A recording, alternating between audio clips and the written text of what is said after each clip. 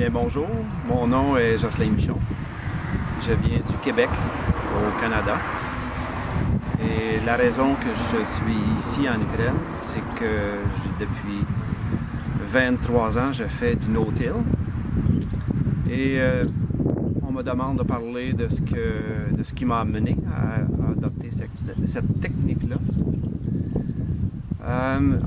C'est un peu difficile de préciser exactement d'où est venue l'idée, mais je me souviens bien, dans les années 70, 72, 1970, 1972, j'ai vu dans une revue agricole un semoir pour le no-till dans des résidus de maïs.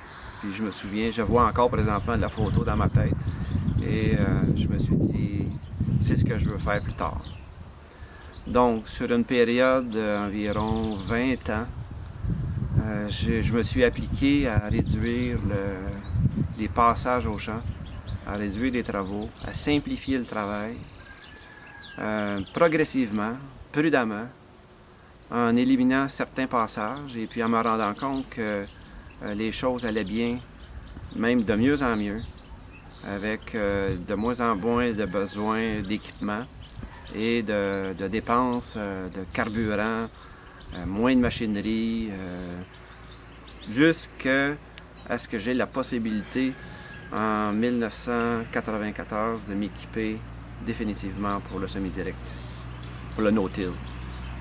Et puis depuis ce temps, je n'ai jamais eu de regrets et j'ai été en mesure de faire progresser rapidement mon entreprise, surtout au niveau des installations, parce que j'ai économisé beaucoup d'argent, premièrement en réduisant le travail de sol et les besoins en machinerie. Et mes rendements se sont retrouvés parmi les meilleurs, souvent les meilleurs, mais pas toujours. Et ce qui est à noter avec un sol en santé, c'est qu'on n'a jamais de mauvais résultats avec le semi-direct à partir du moment que le système est bien implanté. Qu'on le fait de la bonne façon, en ayant un sol qui est toujours dans un bon état, en éliminant la compaction, en faisant attention à ne pas compacter le sol. Et je me retrouve aujourd'hui dans une situation où est-ce que les choses vont vraiment bien pour mon entreprise. Et ce qui est à noter aussi, c'est la facilité du travail dans tous les champs, au niveau du semis, de la récolte. C'est plein d'avantages à faire du no-till. Il y a un avantage économique, mais il y a aussi un avantage environnemental, parce qu'avec le no-till, on réduit énormément l'érosion, premièrement.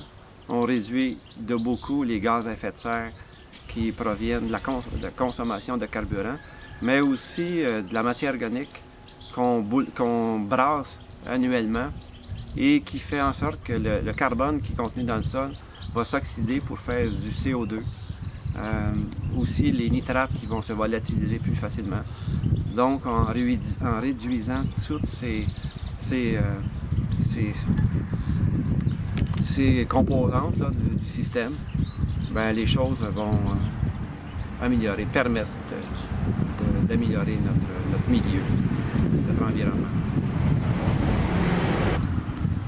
La technologie du semi-direct ou du no-till permet une plus grande acceptation sociale parce qu'en tenant les gens informés de ce qu'on fait, du fait qu'on réduit les besoins en pesticides, en fertilisants, en qualité de l'eau de nos cours d'eau, les gens qui ne sont pas des agriculteurs voient d'un bien meilleur œil ce que l'agriculteur peut faire.